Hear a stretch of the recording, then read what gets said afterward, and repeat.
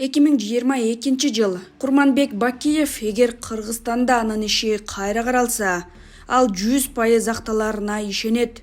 2023 Курманбек Бакиев сотто өз ишин кайрадан каратуу үчүн адвокат жалдоону көздөп жатканын айтат.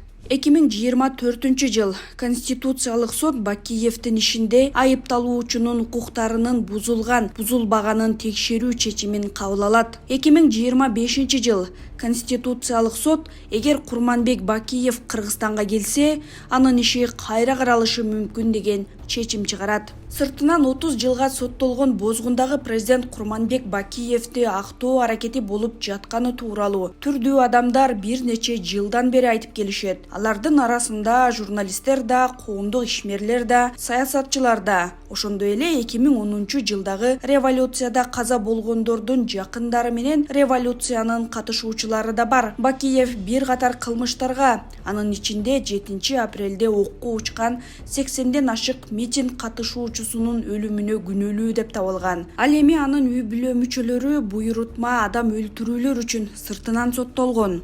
Бийлик Бакиевди актоо аракетин жана анын үй бүлөсүнүн Кыргызстанга кайтып келерин четке кагып, алар камалаарын убадалап келет. Бирок дайыма бирок дегени бар. Президент Садыр Жапаров бир туруп Бакиев камалгандан кийин суранса, ага ырайым берүү жөнүндө ойлонуп көрмөктүгүн айтса, бир туруп эгер эл кечирсе, бозгундагы президенттердин кайтып келүү ыктымалдыгы жөнүндө айтууда. Садыр Жапаров 2025 жылдын март айындагы маегинде Бакиев тарапты угууга эмнеге болбосун деген пикирин айтты. Ошол эле маегинде ал Бакиев Кыргызстанда камалбайт деген кепилдик болсо, Беларусь аны өткөрүп берүүгө даяр экенин билдирген. Апрель айында Конституциялык сот эгер Бакиев Кыргызстанга кайтып келсе, анын иши кайра каралышы мүмкүн деген чечим кабыл алды.